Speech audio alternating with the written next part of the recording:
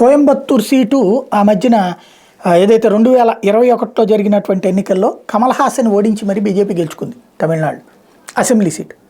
ఇప్పుడు parliament seat అక్కడ గెలవాలనుకుంటోంది. అన్నామలై ఏకంగా కోయంబత్తూర్లని పెట్టారు. ఎందుకంటే కోయంబత్తూర్లో కమల్ హాసన్ ఎందుకు పోటీ చేయాలనుకున్నారు? మైనారిటీలని బేస్ చేసుకుని తను బీజేపీని ద్వేషిస్తాడు కాబట్టి, అక్కడ మైనారిటీ ఓట్లు ఎక్కువ ఉన్నాయి కాబట్టి అక్కడ రిలీజియస్ పోలరైజేషన్ జరిగి తను గెలుస్తారని.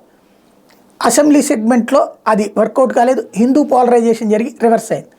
కోయంబత్తూర్ పార్లమెంటరీ పరిధిలో ఇప్పుడు హిందూ పోలరైజేషన్ చాలా సీరియస్గా జరుగుతోంది. దశాబ్దాల తరబడి అణచివేతకు గురవుతోంది అక్కడ హిందువులు. ఆ నేపథ్యంలోనే కావాలని కోయంబత్తూర్ని ఎంచుకున్నారు. ఇది ఒక మాస్టర్ స్ట్రోక్. అంటే ద్రవిడవాదం లేకపోతే కనుక యాంటీ హిందుత్వవాదాలతో తెర మీదకు వచ్చినటువంటి పార్టీ డిఎంకే కావచ్చు, అలాగే అది చూస్తూ బుజ్జగింపు ధోరణితో ఉంటూ వచ్చింది ఏఐఏడిఎంకే కావచ్చు. వీళ్ళిద్దరికి ప్రత్యామ్నాయంగా తీసుకొస్తున్నటువంటి అన్నామలై యాక్టివిటీ ఏ మేరకు ఫలిస్తుందో చూడాలి.